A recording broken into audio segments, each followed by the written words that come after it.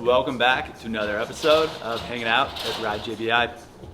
I'm JB, and this is my coworker Jordan. Today I am working on a custom build, a setup 2022 Yamaha KYV suspension off of a Yamaha YZ250F. It is for a rider named Brittany Agane out in the Alabama area. It's a rider been helping out for a couple years now, and we are pumped to be doing another custom build on her bike. So far we got most of the coatings done, as you can see. And now I'm at the assembly stage of piecing it back together. So you can kind of just watch along as we make that happen.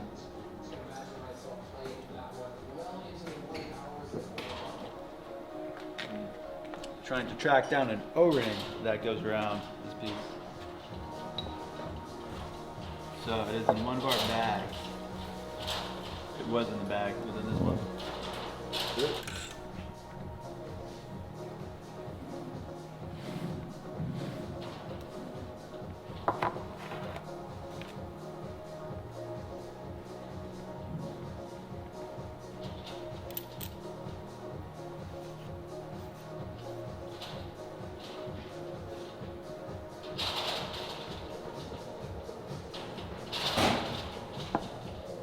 This is the compression assembly for the shock. So we have the outer housing anodized black, and that's what we're assembling back to the low speed compression adjuster and high speed compression adjuster right now.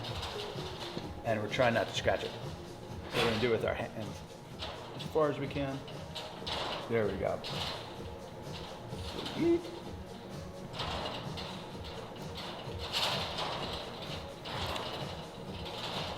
Throw the O-ring back on it.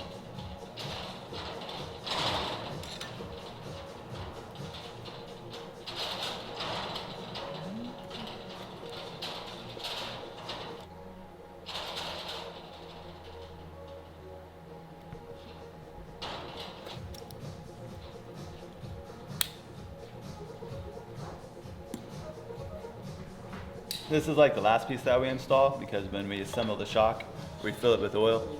We have an adapter that fits into this housing where this piece mounts, and we put that in after it's been filled with oil on our vacuum machine over there. So we're gonna set that aside for a while. What's next? I'm going to assemble the shock shaft assembly back to the rebound adjuster. So that just screws right into that bottom mount? It does. You kind of got to set a height so that way the adjuster has the same number of clicks and kind of engagement with the rebound needle as it does. So that way your settings remain the same. Or not the same, but the adjuster works the same.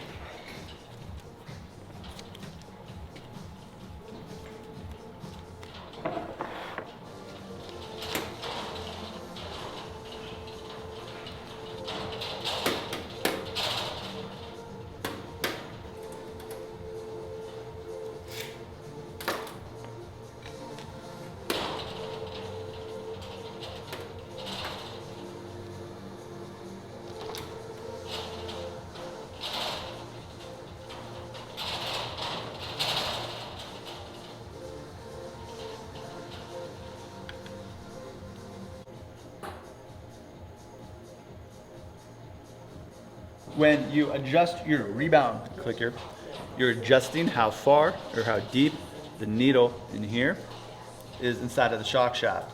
So if we push the needle up more, less oil can flow through the center of it, which is a bypass, and come out through these side holes. I'll demonstrate by blowing on it. No homo. So no air comes out, but if we pull it out, you can clearly hear it. So with the clicker, we can make very fine adjustments of how much restriction we have through the bypass. We call this the rebound clicker because it has a much larger effect on rebound, but it also has a crossover effect on compression on this exact shock. No homo. I'm gonna blow on this. Cancel culture, right? Get some grease down inside the hole where the little adjusters are. Anyway. If you love it, lube it.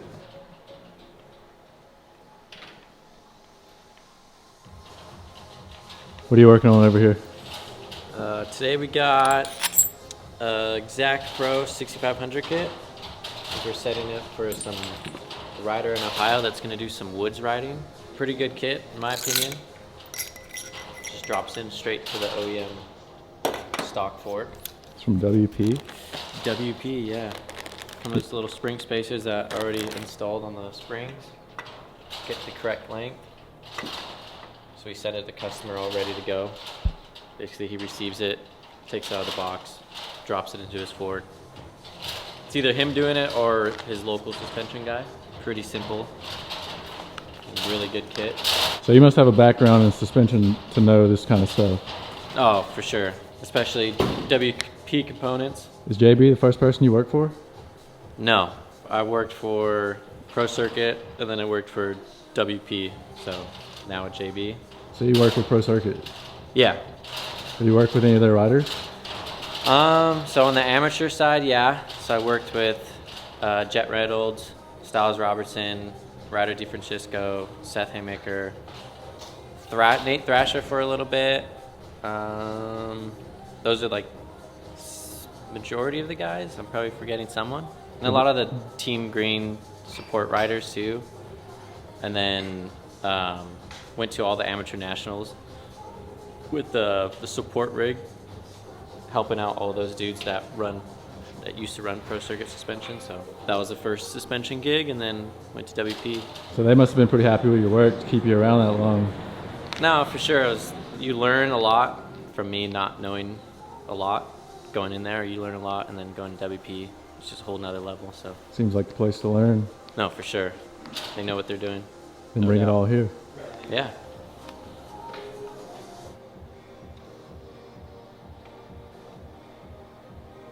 What's that shaft made out of?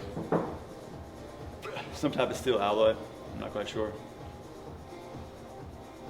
But it's been like hardened, heat treated, a bunch of extra processes to make sure it's very strong. Strong as in terms of like compression, trying to squish it, and also tension, meaning trying to pull it apart, because the shock shafts use both of that.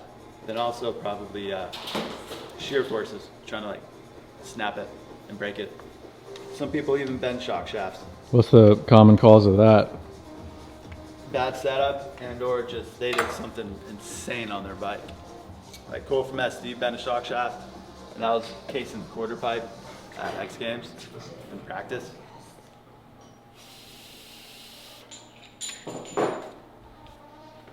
We're gonna safely clean this thing in the vise so we don't scratch it.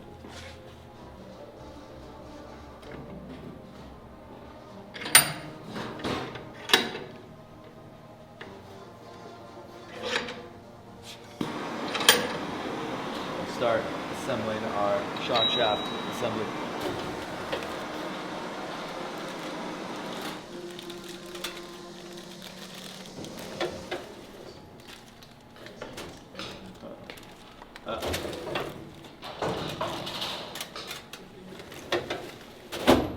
Should never force anything.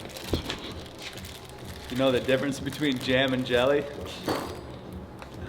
No, what's that?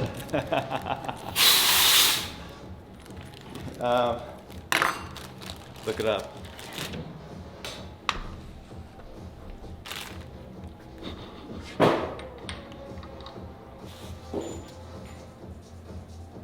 So we're gonna place the seal in the seal head. Looks like it's just in the bag right after we had taken the stock apart. So we're gonna go through it, clean it up a little bit, swap out the seal, and get it installed to the shaft.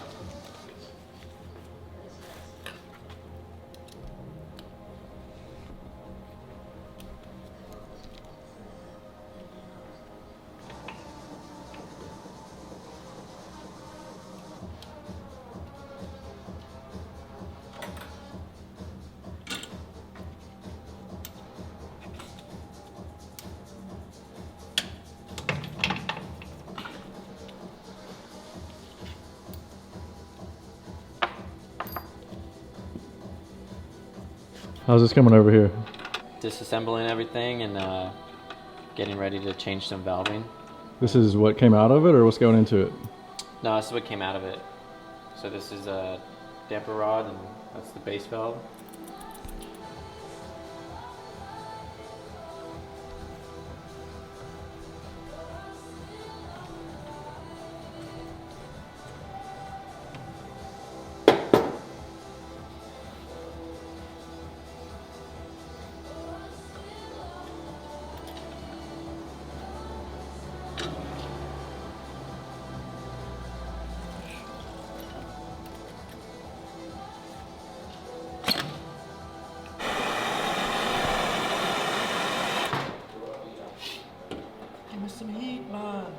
there's this Rasta dude with a fucking blowtorch smoking a J.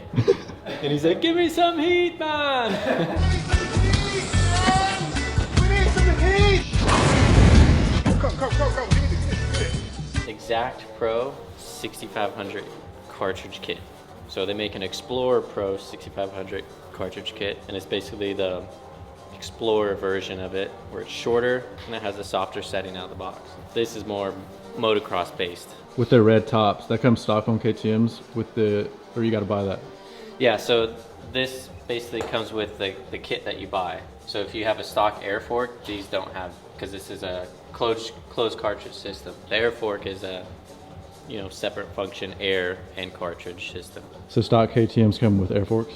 Yes, I mean it's a cheaper alternative to buying cone valves, and I think you can get a decent setting, and they work just as well as the cone valves if you're kind of balling on a budget.